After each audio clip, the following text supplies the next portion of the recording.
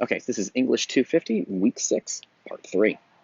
All right, so let's pick up what Baudrillard's doing next. I'm going to rush through some of this because I don't want to do every fucking word of this thing because he's impossible and the next guy's even harder. Okay, focus.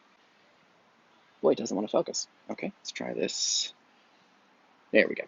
Um, In this passage to a space whose curvature is no longer that of the real, nor of truth, the age of simulation begins with a liquidation of all referentials. Okay, I'm going to spend a little bit of time. Liquidation of all referentials. Worse, by their artificial resurrection in a system of signs, which are a more ductile material than meaning, in that they lend themselves to systems of equivalence, all binary oppositions, and all combinatory algebra. Um, it is no longer a question of imitation, or reproduction, or even parody. It is rather a question of substituting signs of the real for the real itself. So the liquidation of referentials, substitution of signs of the real for the real itself. We don't need to explain this because we've already explained it. You know what this is. This is what I was talking the other day about. Again, it's just if you have a clone and then they kill the original, that is the liquidation of the referentials. The clone is based on you; it refers to you. But what if you kill the original and just keep the thing, I don't know how to do that. You're the referential is the original. The thing referred to, the clone refers to you. They got it from you. So the issue for him is that it involves once you copy something, you start destroying the originals. So there's tons of examples of this. But I talked about the honey example where people have honey and they think they have honey, but they're only having kind of fake honey and they've never had real honey. Or you have orange juice, but it's like fake orange juice, and you ever had like orange drink, but it's not real orange juice. And there's a million examples of this kind of thing. There's a book I read where the main character is he's like a horrifically evil. He's one of the great villains in all of literature. His name's the Judge. He's from Cormac McCarthy's Blood Meridian. It's a great cowboy book. It's fucking rad. But one of the evil things the character does is he does these beautiful drawings of animals, and then he murders the animal so that his drawing is the only thing that exists. That's what Baudrillard's talking about. You make a copy and then you destroy the original. That's the danger. So he says here, right, signs. You substitute signs of the real. That's the art for the real itself. That's reality. It is an operation to deter every real process by its operational double, a metastable, programmatic, perfect descriptive machine which provides all signs of the real and short circuits its vicissitudes. Never again will the real have to be produced. This is the vital function of the model in a system of death. Okay, so I don't need to. I'm going to turn the page here. I think we're ready to kind of move on with this. Sorry, you have to kind of just look at the sky or the floor. So I'll try to point it towards the sky so you can see something interesting while I turn the page. Okay, hold on a second. I'm working on it.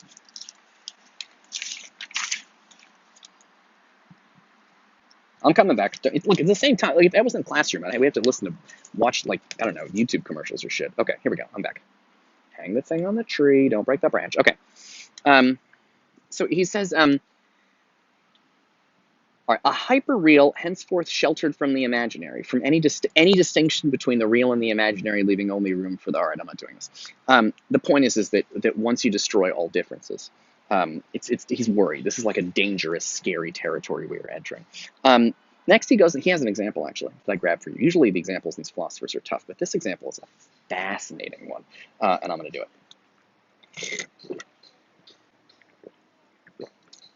Actually, before we do his example, let's do one of mine.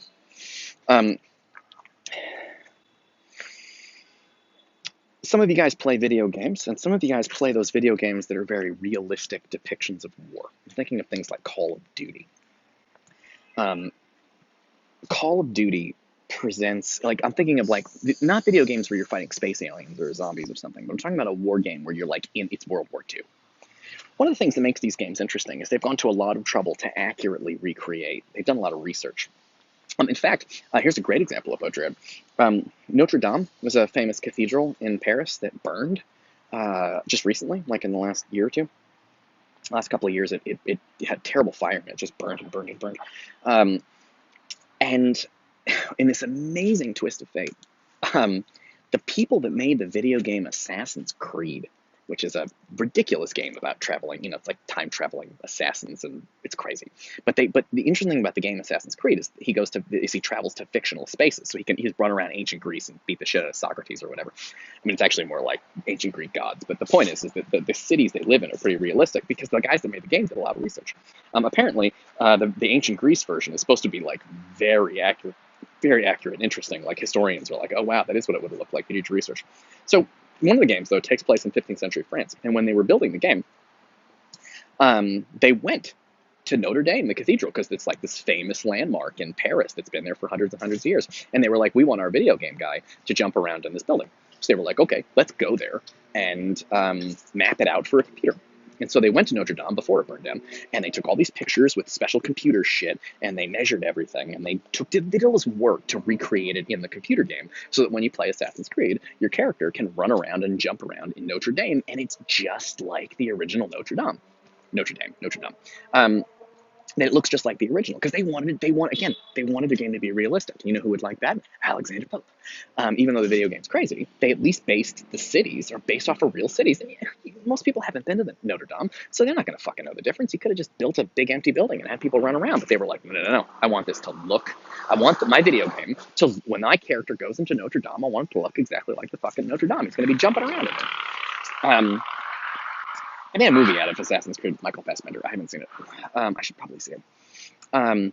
Anyway, here's the point. Then Notre Dame burned down in real life. And they were like, holy shit, how are we going to rebuild this thing?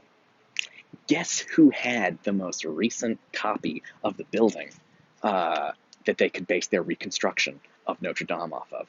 The fucking video game Assassin's Creed for PlayStation 4 or whatever. What is bonkers about that? Do you see? This is exactly what Baudrillard was talking about. There's they copied reality, and then the reality of Notre Dame got destroyed by a fire, and now they're basing Notre Dame off of the copy. Do you see how fucked up that is? That like they're supposed to be, here's Notre Dame, and here's this goofy video game for teenage boys to jump around in and kill stuff, and now they need the video game to help rebuild it, which means in a fucked up way. There was an original Notre Dame, and then there was a copy of it in the game, and now the new Notre Dame is sort of like a copy of the game. Something's gone very, very, very wrong. It's one of these things. It's crazy. And Baudrillard thinks this is like a new thing because we didn't used to be able to make copies this good. But now that we can make copies this good, this kind of fucked up stuff happens. Because what if the video game guys got something wrong? What if they fucked up something? What if they measured wrong, or they decided to change it because they thought it'd be more interesting, and then they forgot to tell the Notre Dame people? Then you're going to end up having this. Then people in the future are going to get a tour, and they're going to be like, "Welcome to Notre Dame, this beautiful cathedral that was built, hundreds and hundreds of years ago." And they're like, "Oh, over here is where the monks did this thing," and it's like, what if the video game guys fuck something up and there was never a room there? Maybe the video guys, let's try that again. Maybe the video game guys added a room, and now the real Notre Dame will have that room. Like if there's any error in it, it's going to be copied back into reality, and it's going to be presented to tourists as history, even though it's based off the video game. So it's just like, this is fun doing this in the woods. Okay, so let's talk about Baudrillard's example, which is, he wants to talk, in his example, he's going to talk about religion. I should really just wait until the next video to do this. He says, he talks about in religion, he says, he has a quote, "I forbade any simulacrum in the temples because the divinity that breathes life into nature cannot be represented. But what becomes of the divinity when it reveals itself in icons, when it is multiplied by simulacra?"